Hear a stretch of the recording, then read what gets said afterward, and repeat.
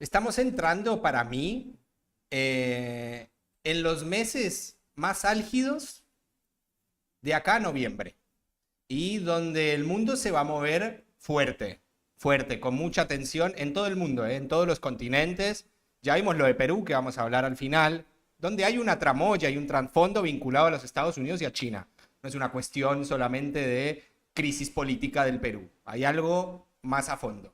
Ahora, lo que sí hay que rescatar es que el mundo de acá a noviembre, que es cuando se van a celebrar las elecciones de medio término en Estados Unidos, bueno, el mundo de acá a noviembre se va a tambalear hasta que en noviembre se defina si Donald Trump va a tener un juicio político o va a la hecatombe mundial, ¿no? Si ya radicaliza su rumbo, ¿no? Hacia donde vamos, donde yo también quiero ser cuidadoso, ¿no? Hay ciertas cosas que Donald Trump proporciona al mundo que es, en cierto sentido, estabilidad regional.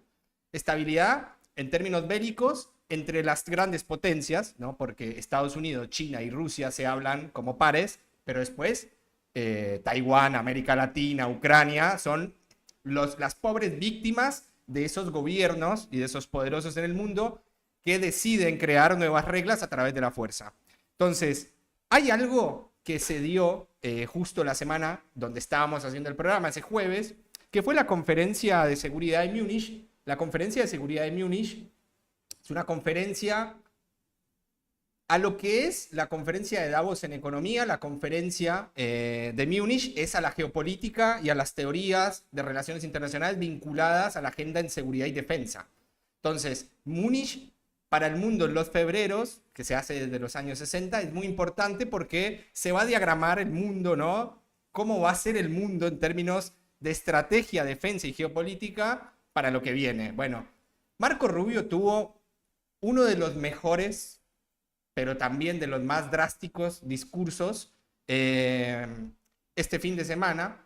¿Por qué? Porque dijo algo donde fue claramente también un poco más benevolente con Europa, porque también hay que decirlo, Marco Rubio tiene una competencia directa con J.D. Vance, ¿no? J.D. Vance estuvo el año pasado y J.D. Vance fue muy categórico con Europa, había dicho que había una decadencia moral en Europa vinculada al globalismo, y Marco Rubio no dijo algo distinto, pero lo dijo con otro tono. E inclusive abrió la posibilidad de que Europa, obviamente, cumpla las condiciones de los Estados Unidos, ¿no? Pero que Europa tenga la oportunidad de redimirse como lo es, ¿no? Como el baluarte de la civilización occidental. Hoy es estandarte llevado por Estados Unidos, principalmente por Donald Trump, pero con una Europa debilitada que dice, no puedo más, loco, estoy cansado, jefe, ¿no? Entonces, Estados Unidos está tratando de llevar a Europa a una lucha de civilizaciones. Y estuvo muy fuerte el discurso de Marco Rubio porque habló desde un lugar muy bélico, habló desde un lugar de reivindicar el colonialismo. Ya vamos a hablar también sobre una cuestión que está pasando en el Índico, sobre todo asesorado Donald Trump, ¿no? Con la cuestión de la isla o el atolón de Diego García, de que Starmer no ceda a Mauricio esa isla, ¿sí? ¿Por qué? Porque la va a utilizar como una zona estratégica para atacar a Irán. Ya vamos a ir avanzando a ese lugar, pero prácticamente la consigna de Marco Rubio fue que Occidente debe abandonar las ilusiones globalistas y volver al interés nacional. Claramente Europa tiene un proyecto globalista porque la Unión Europea es un proyecto regional de cooperación. Bueno, para Marco Rubio eso está destruido y para muchos de los gobiernos también y de las sociedades europeas eso está totalmente también vencido, está expirado, ya no tiene ningún sentido. Y es lo que se está dando, ¿no? En la discusión de hacia dónde va el mundo. Bueno, entre las declaraciones que tuvo Rubio, unas para destacar claramente se dio en Múnich, ¿no? En Alemania, destacó por supuesto la lucha de Occidente contra el otro bloque durante la Guerra Fría, que era el comunismo. Bueno, hay algo muy importante que dijo Rubio que está muy vinculado a Huntington, que lo hemos hablado acá con el libro de... ¿Qué pasa ahí, Produ, que veo? Unos animalitos que me distraen. Apareció un animalito de golpe. Con el libro de Choque de Civilizaciones de Huntington, donde habla precisamente de que el fin de la historia, ¿no?, del que hablaba Fukuyama, no existe más.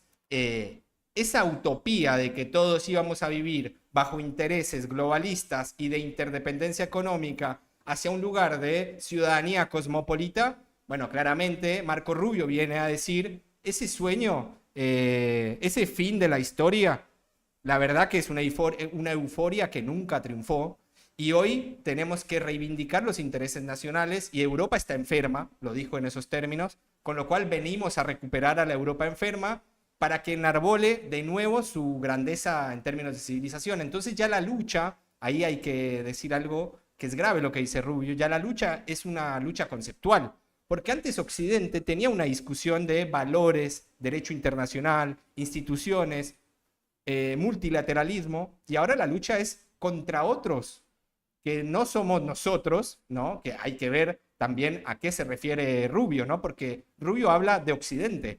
Ahora, hay otros occidentes. Rubio hace parte de un occidente que es el anglosajón. Ahora, después tenés el occidente latinoamericano, que claramente es furgón de cola de Estados Unidos. Entonces, no es que todos somos iguales en el occidente que dice Rubio y que apela a que defendamos. Tampoco es lo mismo el occidente anglosajón de Inglaterra, diferenciado del occidente hispanohablante o hispanoamericano, también conducido hoy por Pedro Sánchez, que es una figura que, me guste o no, y no quiero ser revisionista de la historia ni nada, pero España hoy podría ser, junto a Latinoamérica, otro occidente vinculado al sur global, que tiene otras demandas no vinculadas, por ejemplo, a la guerra, ¿no?, que se está dando contra el mundo arábico y musulmán hace 50 años, 80 años, por no decir miles, ¿no?, las cruzadas. Ahora, sí es algo que habría que prestarle atención, porque cuando Marco Rubio habla de Occidente, habla de los Estados Unidos, no habla de los occidentes, que son plurales y son varios, porque también ahí adentro está Italia, muy crítica de la situación que está pasando, por ejemplo, en Gaza, ¿no? Hemos visto las fuertes marchas que ha tenido Meloni en Milán, en Roma y en el sur italiano también, vinculadas a una condena firme de que Italia y el mundo occidental también tiene que estar en contra de lo que está pasando en la Franja de Gaza. Bueno, dentro de los propósitos que tiene Rubio, por supuesto, ¿no? Perdón, Luis, Es mostrar... antes de avanzar, digo, Sí. igual no hubo siempre esta intencionalidad de las diferentes potencias, al menos potencias occidentales, específicamente Estados Unidos, de querer hegemonizar, digo, la civilización, cuáles son los valores culturales que deben ser, digo, como... No me extraña que hoy Estados Unidos tenga ese discurso, a eso voy. Como que siento que siempre fue su retórica esa. Más o menos. Porque hoy uno de los discursos fuertes es el MAGA, ¿no? El Make America Great Again. Y está muy vinculado a la agenda migratoria. Bueno, Estados Unidos hace 20, 30 años no tenía esa agenda. Al contrario, Nueva York, dice una canción, es la capital del mundo. Es la ciudad cosmopolita. Pero ese es el contenido de la agenda. Yo me refiero a la retórica. Al decir que tu agenda, no importa cuál sea, en ese momento estaba de moda, si querés, como vos decís, el globalismo. Hoy ya no. Pero como que siempre siento yo que tuvieron como esa intencionalidad de difundir, si querés, sus valores, como los valores de Occidente, que los demás debían replicar. Pero hoy eso igual no es solo Estados Unidos. Bueno, O sea, por eso digo, todo, las potencias en general. Europa. En general, como, o sea, acá lo dicen un poco en el chat, ¿no? O sea, hay una desvinculación. Es cierto que todo esto también empieza a pasar en el marco en el que Estados Unidos o Trump, ¿no?, empieza a darse cuenta de que esto de que el 40% de la deuda la tienen los europeos, otro tanto tienen los chinos, con lo cual hay ahí y una propia política de lo que pasa en los Estados Unidos.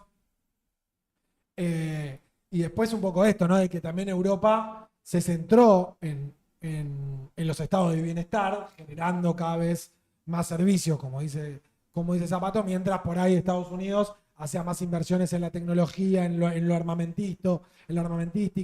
También tenés todo esto de la tecnología en la nube. Hoy los únicos dos polos que tienen inversión y construcción de valor en ese sentido son China, con todas sus Temu y toda su cuestión, o Estados Unidos con el Silicon Valley, digamos. Tal cual. Después, Europa también está fuera de esa discusión, incluyéndolo a Rusia. Sí, hay algo que dice Arturo que es clave también, que por ahí el que está en jaque hoy, si ustedes se ponen a pensar, no es el estado de bienestar. Al contrario, está en jaque en la Argentina, con los discursos anticontextuales y de lectura política nefasta de Javier Milei y de no sé quién más lo asesora, pero es nefasto. El que está en agenda hoy es el Estado keynesiano. Ahora, ese Estado keynesiano es ultranacionalista, que es diferente al Estado keynesiano cosmopolita de la posguerra, donde, bueno, no estaba tan mal vista la transformación y el flujo, no solamente de capitales, sino de personas. Ahora, pero no, sí. yo en eso no estoy de acuerdo. El proceso de globalización, para Sí. mí, fue en el marco de una situación transnacional, donde obviamente posguerra fría y post Segunda Guerra Mundial, la ONU, ¿no? todo el internacionalismo, un orden mundial que daba a la internalización. Las tecnologías ayudaron en ese proceso con la globalización. Ahora, libertad de movilidad de personas nunca hubo. No, sí, Es una de había... las grandes deudas. Empezaron justamente a generarse los mercados comunes, no tanto para los bienes, sino para las personas, ¿no? Que nosotros podamos ir a Brasil, a Uruguay, a Paraguay, a Bolivia, solo con el DNI en esa edad. Digo, lo mismo pasa con los europeos, ¿no? Vos tenés tu nacionalidad Sí, italiana, la zona Che. pero vos podés vivir en España, en cualquier lado de la Unión Europea. Hoy, por fuera, Gran Bretaña, ¿no? Los anglosajones. Pero nunca tampoco el globalismo terminó permitiendo la libertad, la libre movilidad de personas, porque eso claramente a Europa le traía un problema con su cercanía, con los asiáticos y con los africanos. No, pero... Que eso lo tuvieron clarísimo. Está que no bien, los querían, no, ¿eh? yo lo digo igual de una manera como un modelo teórico. Claramente lo que dice Arturo es verdad. Ahora no se puede comparar, por ejemplo, hoy, ¿no? ¿Qué haría Europa con una crisis regional? Por ejemplo, pongamos un ejemplo que genere Estados Unidos en el Medio Oriente. ¿Sería tan benevolente, por ejemplo, como lo fue Merkel, ¿no? La política alemana migratoria en el 2015 con la crisis de Siria? Hoy no creo. Hoy ya el discurso es totalmente anti-inmigración. Por supuesto que Occidente siempre tuvo sus tramoyas para que esa idea, ¿no? de la libre circulación de las personas como de los capitales estuviera ¿no? como un valor occidental democrático. Y por supuesto eso es una falacia o una cortina de humo. Ahora, hoy es mucho más improbable que esa falacia se dé. Y sobre todo en agendas como las que dijo Rubio, que son los propósitos que demarcó en esta conferencia. De los propósitos, de los objetivos que tuvo Rubio, que hay que decirlo, es hijo de cubanos, ¿no? En contra de la migración. O sea, Rubio no sería hoy lo que sería gracias a la migración y a la política de los pies húmedos que tuvo Estados Unidos con los migrantes cubanos. Hoy defenestrados por el mismo Estados Unidos, que tiene funcionarios de origen latinoamericano, ciudades conquistadas a sangre y fuego en una guerra contra España, por ejemplo, y contra el Imperio Mexicano, que le arrebató, tipo, bueno, por dar un ejemplo, ¿no? Pero hoy Rubio en contra de la migración con apellido Rubio, ¿no? De origen latino, como para que veamos la hipocresía. Es un rubio que representa a los anglosajones. Es raro. Mientras que no, esto es un juego de palabras muy interesante para hacer Es un todo montón de muy bien. chistes. Es como los agentes del ICE. ¿Quiénes son los agentes del ICE que mataron a la ciudadana estadounidense protestante, blanca y anglosajona? Todos apellidos Gómez y González. Son latinos los que meten los tiros en las protestas de los ICE. En Los Ángeles. Porque son los agentes que facilitan la comunicación entre el tipo que va a ser deportado y el oficial vinculado a la agenda migratoria. Y las Bueno, protestas son en Los Ángeles, San Antonio, Sacramento. eso es una... Para mí, después Rubio hablando de la grandeza de la cultura occidental, se le omitió, se le olvidó hablar de lo que hizo Epstein. La cultura occidental, que no sucede ni en China ni en Rusia, que yo no estoy defendiendo esos modelos. Ahora, yo no veo en la lista de Epstein ni a Xi Jinping, ni a Putin. En China y en Rusia pasan cosas mucho No, peores, por solo que no supuesto. lo dejan salir a la No luz. vamos a ser naif, por Está supuesto. bien, Que sí. porque les cortan la cabeza, porque nadie lo puede plantear, porque el primero que hace una denuncia. Ahora, no me vengas con Las la mejor feministas son cultura las del que mundo. legítimamente no están. No se y las habla personas de LGBT. Bruno, no. Bueno, lo que dijo Rubio entonces también con los objetivos que quería en la conferencia de Múnich era mostrar las consecuencias de la globalización, ¿no? Entre esas nombró 4 principales, por supuesto, vinculado a la desindustrialización, la vulnerabilidad de la cadena de suministros, esto vinculado obviamente a que las empresas se apartan de sus lugares estratégicos nacionales y se tercerizan o se internacionalizan en otras zonas, ¿no? La dependencia energética, y con esto fue muy crítico, que fue vinculada a la agenda climática, dijo, claramente nosotros hemos tenido agendas en contra del pueblo, esos términos guárdenselo porque está muy bueno lo que hace también Rubio, que no solamente le habla a las élites políticas europeas, sino que le habla al pueblo europeo, que pronto va a ir a elecciones y va a votar tipos como los que están ganando, como Orbán, como Meloni, como Farage en Inglaterra, que va bajo ese eslogan, ¿no?, del United the Kingdom, ¿no?, uniendo al reino, va a ganar de nuevo, ¿no?, esta postura antiglobalista que ya ganó previamente con el salida del Brexit, ¿no? Bueno, y por supuesto la política migratoria que pone en riesgo la cohesión social y por supuesto las identidades nacionales. Hay un video, Produ, para ver de lo que dice Rubio. Si búsquenlo después, para mí es de los discursos de los más importantes de la historia porque inaugura una época que ya la está inaugurando Donald Trump primero y Donald Trump segundo, pero este discurso deja atónitos a los europeos porque muchos lo vieron con simpatía, a un tipo que decía que estaba a punto de tomar Groenlandia, ¿no? We are part of one civilization, Western civilization. We are bound to one another by the deepest bonds that nations could share.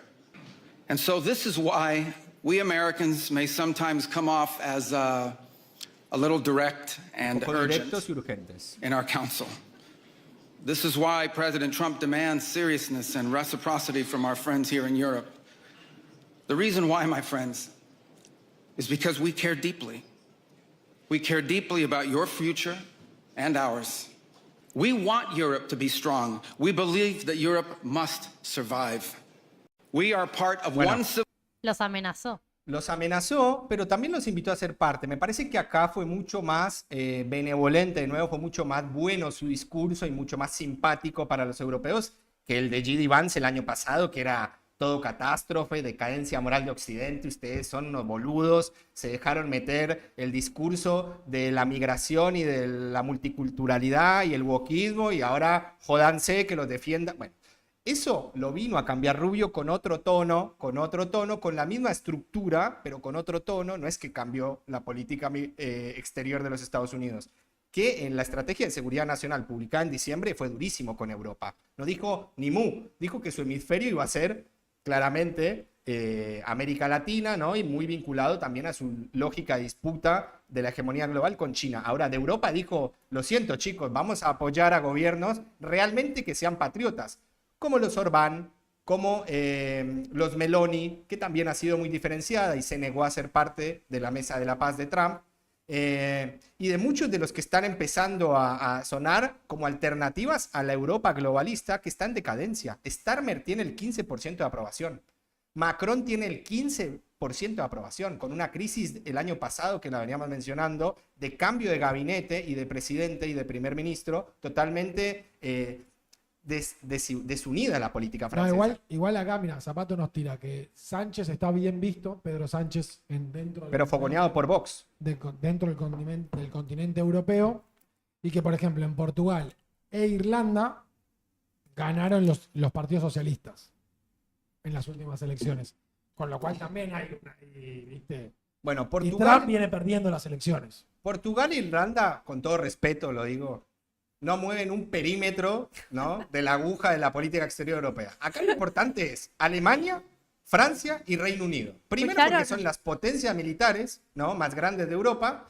Alemania, por su espíritu de revancha que siempre tuvo, la economía más grande de la Unión Europea, que ahí está, Alice Baida viéndose como favorita, una ultranacionalista reivindicando el nacionalismo de los años 30 y 40. No dice que es nazi, porque no puede, pero está ahí nomás. En Francia, claramente Marine Le Pen y su Lacayo, que es Bardella, está muy cerca también de ser el próximo gobierno. Y después en Inglaterra, Starmer también está totalmente liquidado, pronto a una crisis, ¿no? Que dicen que el próximo va a ser Farage. Con lo cual esos 3 países son los que realmente te generan hoy una situación. Y después Polonia, por el peso estratégico que tiene, contra el otro lado, ¿no? Que es el oso ruso, ¿no? Que lo tiene ahí mirando de cerca. Ahora, el discurso de Rubio, vinculado a esto de una historia común, ¿no? De una civilización que compartimos valores, claramente se diferencia de lo que fueron los relatos de Occidente, de la multiculturalidad y de la interdependencia económica. No estamos compitiendo ni rompiendo con el continente, dijo Rubio. Siempre seremos hijos de Europa, claramente. Bueno, Rubio no, pero los Estados Unidos sí. Rubio no, Rubio es cubano. En todo caso, tendrá más parentesco con los hispanos que con los anglosajones, que sí son los padres de los Estados Unidos. Ahora, Rubio, no te vengas a hacer el blanco rubio, como no de apellido, sino de tez, porque no lo sos hispano. Pero bueno, él con esa retórica, ¿no? De que Occidente es eso, blanca, cristiana, con las diferencias que hay en Occidente. ¿Qué vas a hacer con los musulmanes que viven en Francia, en Inglaterra, con los hindús, ¿no? Que hoy son mayoría y que son los mayores propietarios en Londres, por ejemplo, en Inglaterra? ¿Qué vas a hacer con esa gente? ¿La vas a expulsar? ¿La vas a expropiar y la vas a desertar a su otra civilización? Bueno, son cosas que uno va viendo que son raras, y que Occidente igual le responde, Europa le responde, porque Europa vio con cierta simpatía, pero dentro de todo también no se quedaron callados, ¿no? No se quedaron callados los que para mí van a ser los próximos perdedores, ¿no? Los Merckx, los Starmer y los Macron. Pero hay que ver también lo que dijo Rubio sobre el rol, ¿no? De la acción de Estados Unidos. Dijo, Estados Unidos ha destacado y ha pacificado al mundo mucho más que lo ha hecho la Organización de Naciones Unidas, el organismo de Naciones Unidas. Y dijo, prefiero esta lógica de los Estados Unidos interfiriendo en ciertos conflictos, como lo ha hecho, por ejemplo, en Ucrania, como lo ha hecho, por ejemplo, en Gaza, y como lo está haciendo también, por ejemplo, en la crisis de Azerbaiyán y Armenia, ¿no? También pacificando ahí un conflicto de un par de décadas que tienen ahí con una cuestión territorial. Y bueno, como que Rubio dice, bueno, ven que no somos tan malos. Sí, bueno, pero después negocias, ¿no? Vinculado, por ejemplo, a que Ucrania sea totalmente derrotada y claudicada hasta en términos morales, y hay que ver cómo termina de definir eso el pueblo ucraniano, que a mi modo de ver yo creo que tiene que rendirse, porque también ya es insostenible esa guerra. Ahora, la lógica de los Estados Unidos es pacificar con sus términos, no en multilateralidad. Y además que antes existía, por ejemplo, el voto en el Consejo de Seguridad para interferir en un conflicto. Yo no veo al Consejo de Seguridad hoy reunido con lo que está pasando en Irán. Lo de Irán hoy es muy grave. Se rompieron las negociaciones en Ginebra. Sarashi, que es el ministro de Relaciones Exteriores de Irán, dijo que van por buenos términos. Ali Khamenei, que el ayatollah, el líder supremo religioso de Irán, dijo que está listo ya. Que vengan por mí, al modelo venezolano, vengan por mí, aquí los espero. Bueno. ¿Qué nos dicen los europeos? ¿Hay respuesta de los europeos a todo esto? Sí, hay respuesta de los europeos. Ursula von der Leyen, que es la presidenta de la Comisión Europea, dijo que está de acuerdo y que no va a dejar su agenda de regulación tecnológica. Esto muy vinculado también a lo que hizo Pedro Sánchez hace 2 semanas y que fue pionero, y que ahora lo va a replicar Starmer. Pareciera que están todos contracorriente, ¿viste? La gente quiere más liberalización de las redes sociales, quiere que eso sea un ring de boxeo digital, se quiere matar con memes, con contenido basura, con violencia explícita, ¿no? Que generan las redes, y ellos quieren que las juventudes, por sobre todo, tengan un control. Bueno, Starmer va a aprobar una ley que la mandó al Congreso, ¿no? Al Parlamento británico, para que menores de 16 años no tengan vínculo con las redes sociales, por lo menos de una manera tan liberal como lo tiene cualquier adulto. Y bueno, ya pasó en España, y Ursula von der Leyen dijo que por ejemplo, esa regulación en términos tecnológicos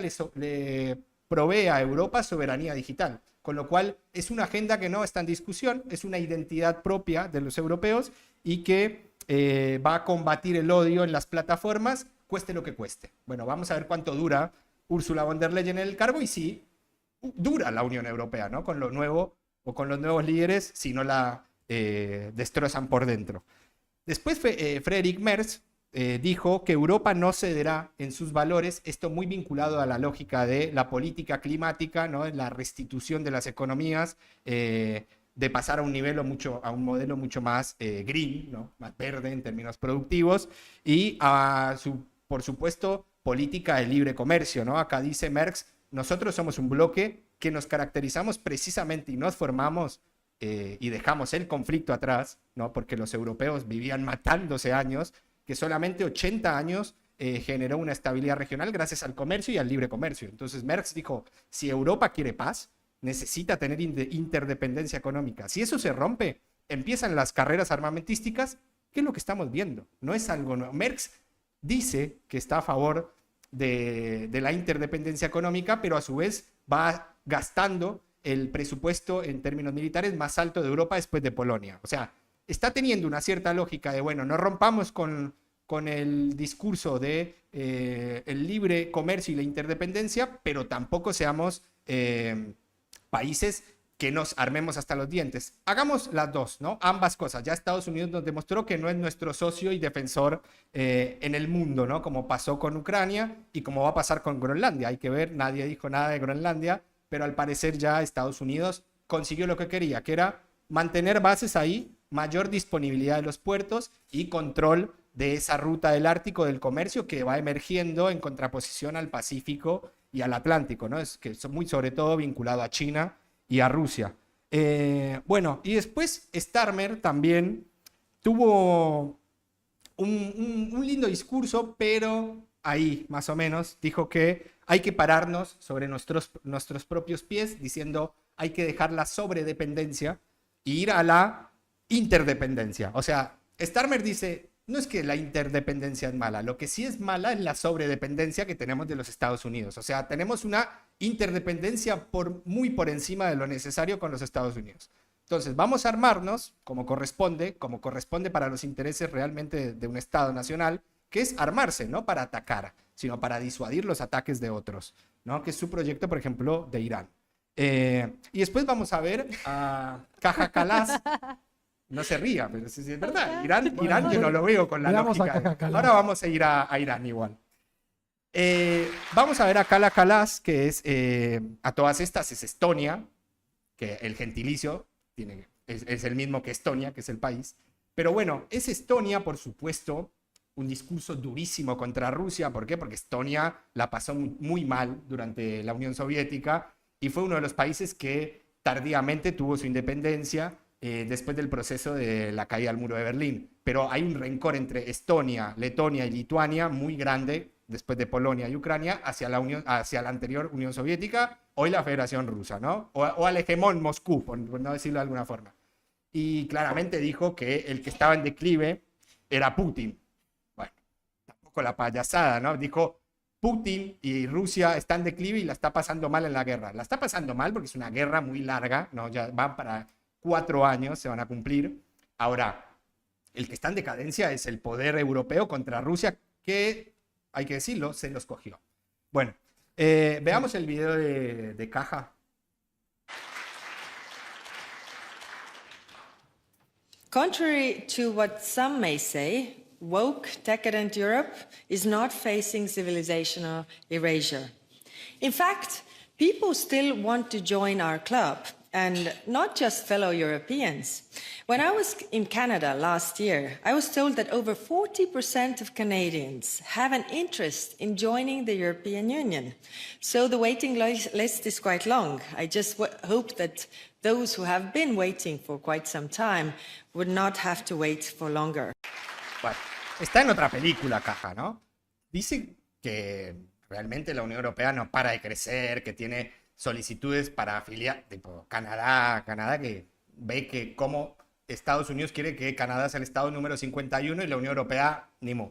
Ahora, sí, lo que dice Kaja Kallas hace para mí cagar de risa a Putin, a Trump y a Marco Rubio, todos sentados viendo lo que dice ella sobre el wokismo, ¿no? Y que yo creo, a mi modo de ver, que esto sí lo ven, ¿no? Los estados y sobre todo los estados de conciencia de los pueblos, de que hay una discusión que tiene que ver con los modelos económicos, que es lo que no están abordando las políticas de Starmer, de Merz, de Kaja Kallas, de Ursula von der Leyen, inclusive podría decirse de Pedro Sánchez, que Pedro Sánchez subió el salario mínimo en estos días, así que también se está preocupando por la situación económica y que no saben con qué pegarle a Pedro Sánchez, pero para mí es uno de los más virtuosos por ahora, ¿no? Hay que ver qué pasa con Vox, pero yo creo que la está pifiando. La representante de los asuntos exteriores de la Unión Europea que dio este discurso, yo creo que la gente se paraba y decía, esta señora no está entendiendo el contexto, hay que ser más belicosos. Y ella ve un mundo de fantasía donde no, me parece que no. Y después, bueno, para terminar esta partecita de Rubio y de la Unión Europea y de la cumbre de Berlín, hay que destacar que, bueno, se va a dar ahora en estos días también la cumbre de la paz, ¿no? Por donde Javier Milei en este momento está tomando un avión, si no ya llegó, de un modelo casi alternativo a Naciones Unidas. Bueno, ese modelo de la paz se supone que se organizó para dar alguna solución a la crisis de Gaza, ¿no? Del Medio Oriente, por sobre todo. Bueno, la situación se está yendo de las manos en Gaza y en Cisjordania. Y se tomó el atrevimiento del Estado de Israel de parar, ¿no?, el circuito de personas en la ciudad de Fatah. Hay casi prácticamente 20 personas que quieren cruzar de Fatah, en el distrito de Gaza, hacia Egipto y no pueden porque no se los permite el Estado de Israel, con lo cual, ¿dónde queda la libre, ¿no?, vinculación y liberalización de los flujos de personas, ¿no? Si hay personas que quieren huir de ese territorio por la guerra y no los dejan ni siquiera huir, los quieren liquidar, no sé qué quiere ahí. Me parece nefasto, porque es una crisis de la cual no se está hablando mucho porque el mundo está en otra, vamos a pasar ahora en un ratito a Irán, pero lo de la Franja de Gaza y Cisjordania para mí es delicadísimo y la Mesa de la Paz, esta Board of Peace, no está sirviendo para mucho, sino es para tener un cúmulo de amigos de Donald Trump y tener muchísima, ¿no?, reverencia de todos los estados-nación que se están vinculando a la política de los Estados Unidos. Ahora, la crisis no la están solucionando. Están hablando de resorts con el yerno de Donald Trump, que dice que va a construir resorts millonarios en Es una Gaza. solución inmobiliaria. Una solución inmobiliaria. Están ahí planteando. ¿No se acuerdan del video de Gaza en May? ¿Cómo era? Make Gaza great Make again. Make Gaza Great Again. El que con- habían hecho venía. Pero lo había difundido Trump desde su Sí, propia obvio, cuenta. porque a ver, ahí él arranca con su proceso inmobiliario y él te empieza a tirar la semillita y ahora lo está trabajando Su yerno. su yerno y lo Su yerno. manda y van haciendo eso. O sea, se están repartiendo ahí las parcelas. En el chat está la full, Sí, está Estoy leyendo, puteando. están matando en el chat ahí. Sí, ahí Zapato dice que efectivamente Europa está invirtiendo en la inteligencia artificial. Yo comparto eso, pero viene muy atrás. Y después no tiene grandes polos en la nube. Digo, no tiene un Twitter, una empresa como Twitter, no tiene un Google, no tiene... No tiene tecnócratas. Claro, ¿entendés? Como sí tiene Estados Unidos y sí tiene China, que tiene sus propias redes. Sí, No, y su su- propio Silicon Valley. su No conozco el TikTok, Silicon Valley. Claro. tiene sus redes. No hay una red de estas que podamos identificar claramente con acciones europeas. Europa para mí es un gran lugar para ir a hacer turismo histórico. Ahora, ya como poder político, se tiene que poner las pilas. Igual está, ojo, está ahí. Puede un poco retomar, ¿no?, su Luis los fortaleza y su reta. vigor. Luis reta a los países. Pero me bueno, Ahorita lo fue. No, y Portugal y Dinamarca. tipo, Usted, ¿qué tenemos entonces en Irán? señor de Portugal. En Irán y Estados Unidos. ahí, Bueno, tipo, lo de Irán, grave. Para Grave. mí ya estamos en un momento, bueno, hay una noticia de último momento, la NBC acaba de confirmar, ¿no?, supuestamente, ¿no?, esto es una noticia que está en desarrollo, Sí. que supuestamente el Pentágono le dijo a Donald Trump en las últimas horas que ya está todo listo. O sea, ya al Abraham Lincoln, al portaaviones Abraham Lincoln, que ya estaba en el mar Arábico, se va a sumar en estas próximas horas. Yo pensé que iba a ser un poco más tarde, que iba a llegar el Gerald Ford. ¿Dónde estaba el Gerald Ford? en Venezuela. En el Caribe. Bueno, fue un viajecito largo, se fue ahí, pasó por el Cuerno de África y llegó efectivamente, o no sé, por ahí puede ser que se haya ido por el Pacífico. Puede ser que se haya ido por el Pacífico. No creo, porque estaba del otro lado, ¿no?, en el Atlántico. Entonces, tuvo un viaje largo y está llegando el Gerald Ford en un contexto donde las discusiones no estaban saliendo muy bien. Recordemos que a Irán se le O sea que estaba... es un buen momento para que los navíos venezolanos vuelvan a tirar merca como locos. Porque ya Volvieron los Ay, bombardeos. portaaviones, boludo, ¿verdad? Volvieron los bombardeos. Viste que nosotros nos quejábamos, ¿dónde están los bombardeos? Ya, Maduro. Y volvieron los bombardeos, yo creo que también un poco para mostrar, ¿no?, la pantalla de que realmente estaban combatiendo. Igual están dándole muy duro a la parte del Pacífico, por donde realmente sí pasaba la droga y no por el Caribe, que bueno, pasaba, y si pasaba era un porcentaje minúsculo y mucho menos financiado y proyectado por una organización criminal llamada el Cartel de los Soles. no existía. No quedó nada. Bueno, Delcy Rodríguez, ¿qué era? La capa de las capas. Y quedó en el gobierno. Bueno, en este contexto, Irán cerró el estrecho de Hormuz, por donde pasa el 20% del petróleo mundial, el estrecho de Hormuz, que es manejado también por Omán, ¿no? Omán es un socio estratégico en la región que no juega para ninguno, pero tiene una cierta simpatía con el gobierno de los ayatolás. Inclusive fue en Omán donde se dieron las discusiones y las reuniones donde no se llegó a ningún propósito, donde Sarashi, que es el ministro de Relaciones Exteriores iraní, dijo: hagan lo que quieran, nosotros ya no tenemos nada que perder.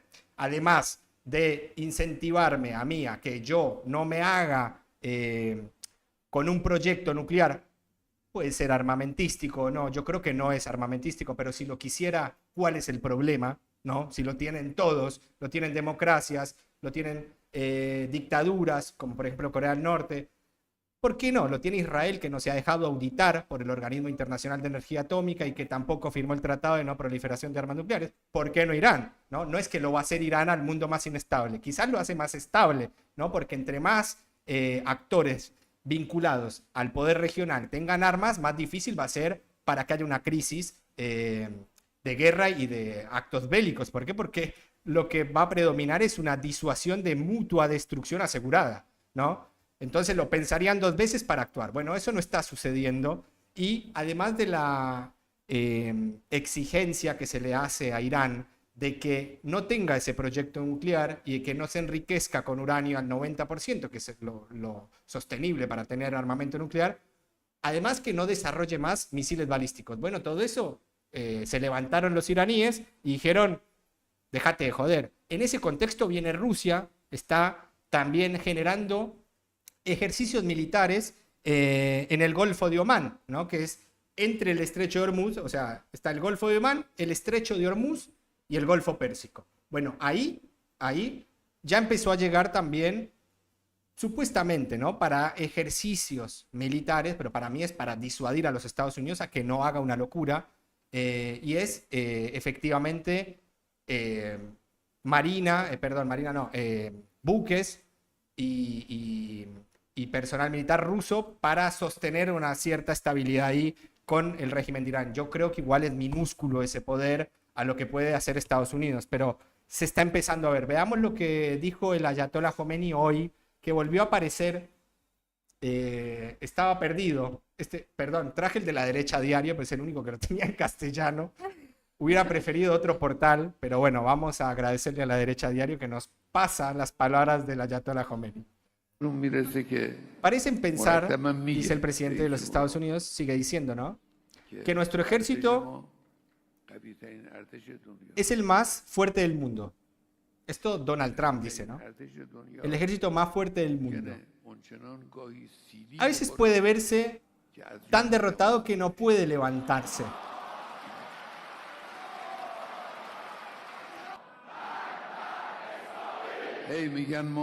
Enviamos un barco a Irán. Muy bien. El barco, por supuesto,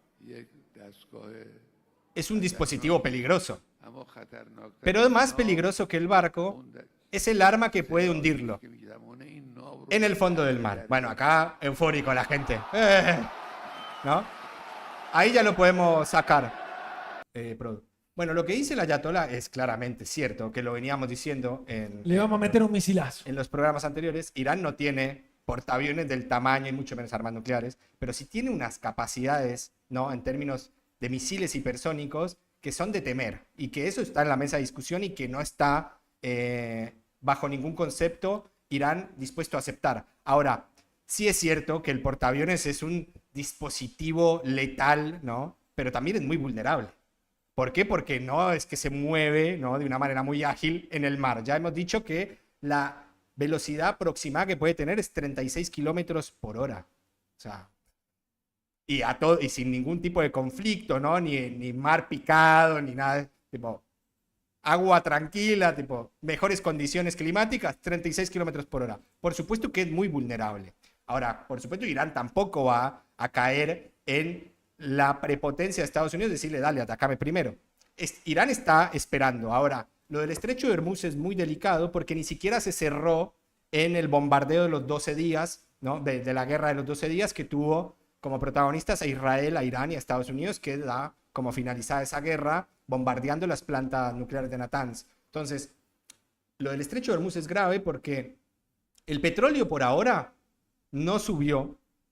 Debe ser porque algo está pasando, ¿no?, en el deep state de la política o de la geopolítica para que ciertas discusiones de el barril del petróleo y el dólar bajo y el barril del petróleo no sube. Ahora, hay que ver esta situación hasta dónde puede llegar a desembocar, ¿no? Porque el 20% del petróleo que pasa por el estrecho de Hormuz te va a generar una crisis inflacionaria, sobre todo en Estados Unidos, que cuál es uno de los problemas por los cuales votó la gente, ¿no?, a Donald Trump, la inflación. Entonces, si vos generas un conflicto bélico en Medio Oriente que te hace subir los precios del petróleo, vas a tener inflación, ¿no? Podés derrocar a los ayatolás, podés pacificar a Gaza como vos creas, ¿no? Creando hoteles de lujo y eliminando o enterrando o pulverizando, como dicen las bombas israelíes, a la población. Podés negociar Taiwán con China, podés negociar Ucrania, ¿no?, con Putin. Ahora, en términos locales, el 30% ya del electorado afín a Donald Trump está repensando su voto, ¿no? Entonces, de aquí a noviembre, por eso digo, el mundo está tenso porque en noviembre se define realmente para dónde va a ir el mundo si Donald Trump se consolida en el poder con una cámara favorable o si tiene riesgo de ser llevado a un juicio político, a un impeachment, como le pasó en su primera administración.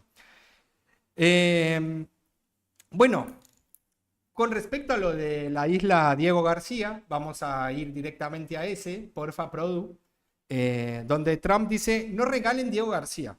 Diego García es una isla que hace parte de otro conjunto de islas, como los que están, por ejemplo, en las Islas Marshall, en el Pacífico, donde está la isla Bikini, ¿no?, donde se hicieron las pruebas atómicas. Y bueno, véanse un documental sobre la isla Bikini en las Islas Marshall, donde se hicieron las pruebas para lanzar la bomba a Hiroshima y Nagasaki. Bueno, después, ¿no?, lo que tiene hoy Trump en la cabeza es que el Reino Unido no se desvincule de esta isla Diego García.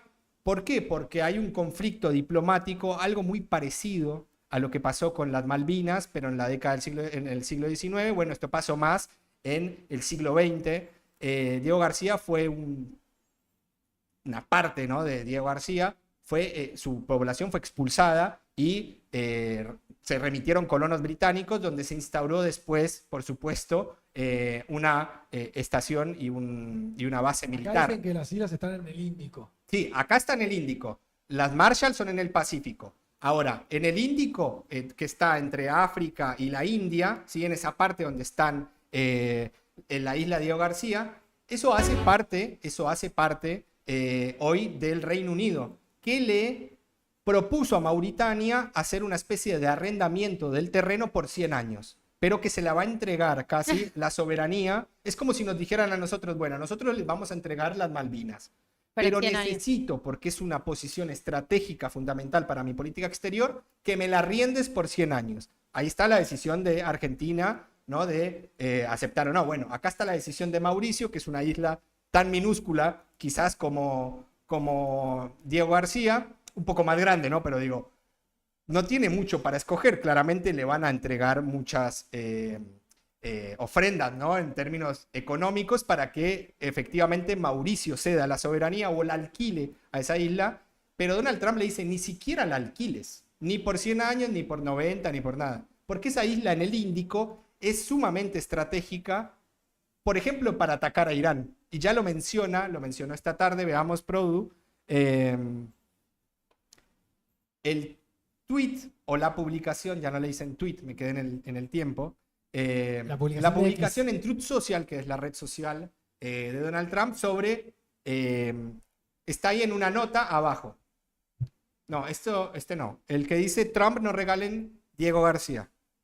Reporte Índigo, ahí bajemos un poquito. Ahí, vamos a leerlo. Le he estado diciendo al primer ministro Keir Starmer del Reino Unido que los arrendamientos no son buenos cuando se trata de países y que está cometiendo un grave error al firmar un contrato de arrendamiento de 100 años con quien quiera que sea. Bajemos, Produ, porque es largo el mensaje. Ahí está.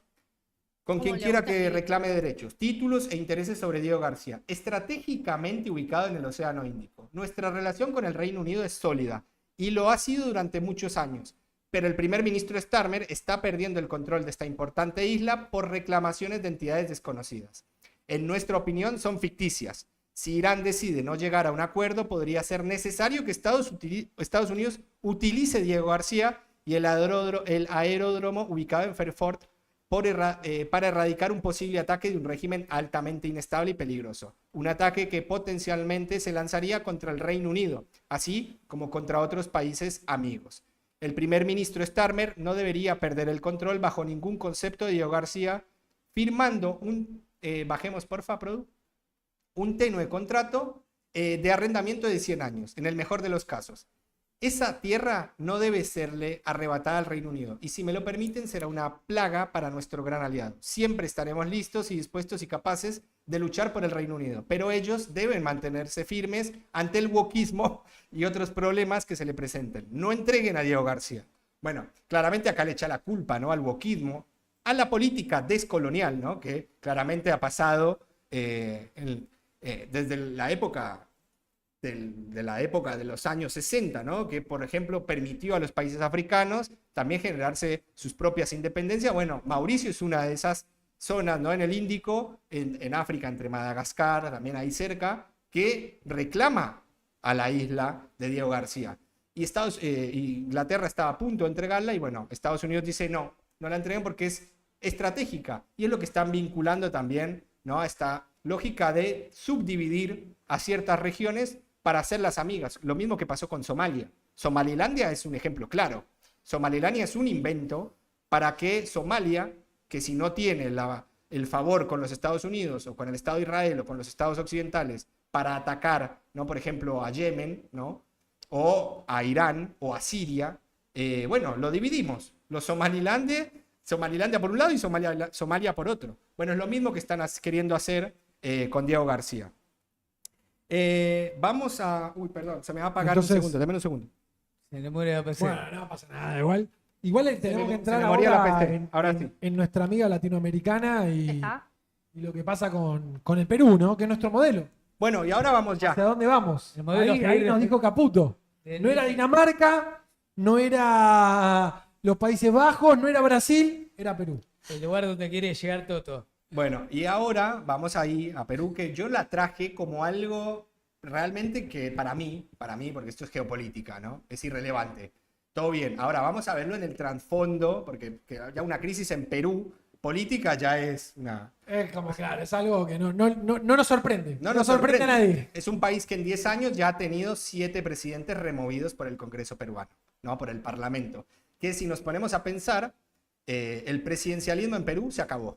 O sea, ya podemos decir que no hay más presidencialismo en Perú y que a partir de ahora gobierna un parlamentarismo de facto, ¿no? Donde los partidos políticos están teniendo una tramoña, ¿no?, donde Se van poniendo de acuerdo los se van poniendo de acuerdo y cada uno en un momento roba para su espacio y se van cambiando. Ahora me toca a mí. Ahora Cada me vez toca, más. Cada vez más inestable la situación. Sumando amigos Y nosotros. es la que quiere Toto, ¿viste? Ponerse de acuerdo entre 3 o 4 y van cambiando. 7 presidentes en 10 años. Bueno, José Gerí recién asumió hace 4 meses, 4 ¿no?, meses. donde el tipo tenía como promesa ser una especie de Bukele, ¿no?, y también se autorreferenciaba con el modelo económico de Milei. Más allá de que Perú tiene un modelo económico bastante estable, ¿no?, porque si hay algo que caracteriza al Perú es que es una economía estable con una inestabilidad realmente grave en términos políticos. Pero en términos económicos es uno de los mejores modelos, por eso Toto Caputo lo ponía como un modelo hacia ir, ¿no? Pero yo no quiero ser Perú, ¿no? Tampoco quiero ser Estados Unidos con esos niveles de autoritarismo que están dándose hoy. Ahora, sí es necesario ver que Perú hoy tiene un nivel de polarización, ni siquiera de polarización, de balcanización de esos partidos políticos, que son tantos que hoy el Congreso no tiene la capacidad de generar un Estado ejecutivo fuerte, un poder ejecutivo fuerte, y ya es cada vez más frecuente. Bueno, José Gerí reemplazó a Dina Boluarte, que a su vez también había reemplazado también por un voto de censura a Pedro Castillo. Pedro Castillo, que fue también reemplazado. ¿Por qué? Porque había intentado hacer un golpe de Estado, como lo que generó Fujimori en la década del 90, ¿no? Que le permitió a Fujimori gobernar desde el 90 hasta el 2000. Yo creo que con Fujimori empezó realmente el problema del Perú en términos políticos, porque Fujimori distorsiona las instituciones, rompe con el Congreso, lo cierra, se da un autogolpe y ahí comienza la fuerte lógica del hiperpresidencialismo de un líder fuerte, presidente. Ahora después tomaron nota los partidos políticos peruanos y se fueron para el otro lado, ¿no? Dijeron, no podemos permitir un tipo como Fujimori de nuevo.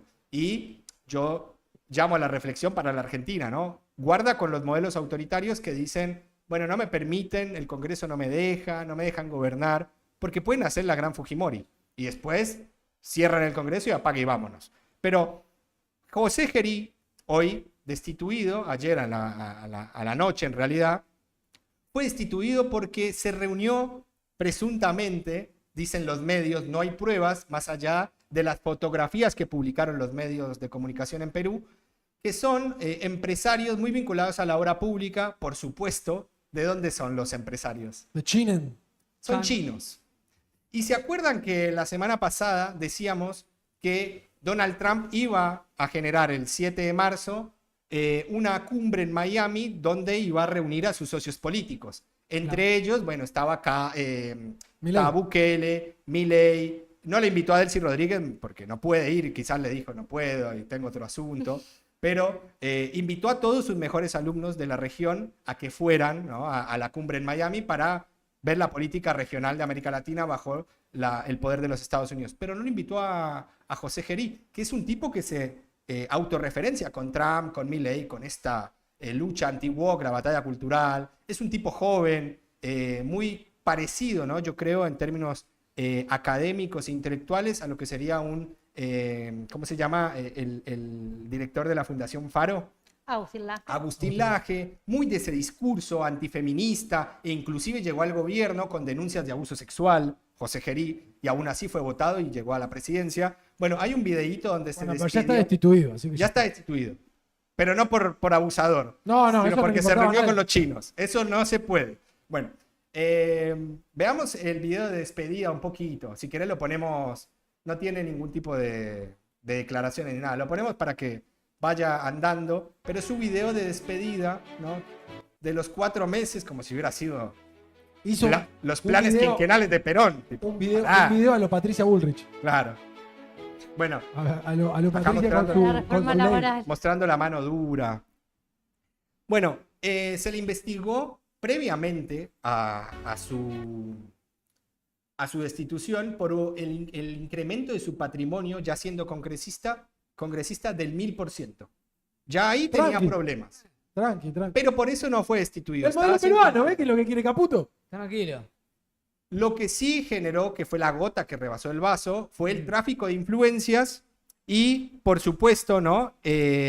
Las reuniones no registradas que por ley en Perú tienen que ser declaradas con funcionarios y con empresarios de obra pública. Esas fotografías que mostraron los medios de comunicación peruanos fueron la gota que rebasó el vaso para el Congreso peruano y decidir remover a José Gerí, que se reunió con los empresarios chinos, seguramente vinculados, ¿no? Con, por ejemplo, el puerto de Chancay, que estamos viendo, ¿no? Veamos, Produ, el tweet que leímos la semana pasada. Ojo, esto para que no nos anticipamos, ¿no? Pero a veces veo que tengo razón y lo vuelvo a traer para que lo veamos. Preocupados por los últimos informes que indican que Perú podría haberse imposibilitado de supervisar Chancay y uno de sus puertos más importantes bajo la jurisdicción de propietarios chinos depredadores, Apoyamos el derecho soberano de Perú a supervisar infraestructura crítica en su propio territorio. Que esto sirva de advertencia para la región y el mundo. El dinero barato chino cuesta soberanía. Y cuesta un presidente, ¿no? Se lo acaba de demostrar consejería la región. Si haces negocios con China, agarra al Congreso y te dice adiós, ¿no? Y aprovechan la inestabilidad política Igual le para quiero hacer esto. preguntar a Caputo qué van a hacer con el swap. ¿Destituyen a Caputo. Milei? O se ¿Habrá va que arriba Milei, decir ¿no? eso? Y yo creo que, mira, en la región hay una tendencia, ¿no? Del endeudamiento. Por supuesto, el endeudamiento es con muchos actores multilaterales. Pero la región hoy con China está endeudada más o menos en el 20%. No es tan grande, ¿no? El endeudamiento, con lo cual la política de los Estados Unidos realmente es efectiva de decirle, vamos en el 20, paren. No, sigamos endeudando. No jodamos, ¿eh? Si quieren, yo les presto a tasas más baratas. Yo te la regalo como Les Scott imprimo, Bessent, ¿viste? claro, les imprimo un tweet donde digo que les voy a dar un Que son los swap más de lindos, los más 20.000 mejores, millones. boludo, Después sí. yo no se las doy, pero si quieren, los salgo en garantía para que ganen las elecciones. Ahora, no jodan más con los chinos. Y esto fue la semana pasada y ayer Chao, presidente. cerramos el fin de semana largo con que Perú nuevamente va a tener otro presidente que va a ser elegido. Hay que ver qué va a pasar, ¿no? Va a ser elegido por el Parlamento, entre los 4 o 5 partidos políticos más fuertes que van a elegir el nuevo presidente, de nuevo, de manera temporaria, porque el año que viene hay elecciones. El periodo de presidencia en Perú es de 5 años, con lo cual, bueno, el próximo año se verá, pero ya claramente vemos que eso va de acuerdo a cómo va la política en términos parlamentarios, si se queda o no, es como un voto de censura. Ya por eso digo que el presidencialismo en Perú claramente muestra que murió y lo que se viene dando en el país es más prácticamente un parlamentarismo de facto. Pero bueno, Yo tenemos creo que unos con eso- memes. Tenemos unos memes para cerrar. Ah, un momento, Así nos reímos ahí como en todo un Toma ratito. agua, toma agua. A ver, no los vi los memes, ¿eh? Paren, léalo, por Está muy diario. bien, está muy bien. El nuevo presidente de Perú se Se cayó. cayó. Dura cada vez menos. Dura cada vez menos. Como un suspiro de monje. No, Arturo. Felicitaciones, eres el nuevo presidente del Perú. Ruido de mate. En una tapa de una botellita.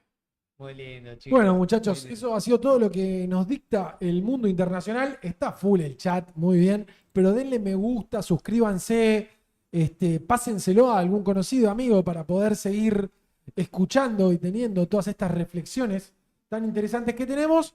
Y obviamente no podíamos dejar de estar del lado de el Cosquín Rock, ¿no? Un poquito todo lo que también pasa en nuestra cultura nacional, que se vuelve farandulera, se está metiendo en la política. ¿Qué estuvo pasando en el Cosquín? ahí Antes con del Lali? link, porque el Cojín Rock arrancó, te digo cómo arrancó.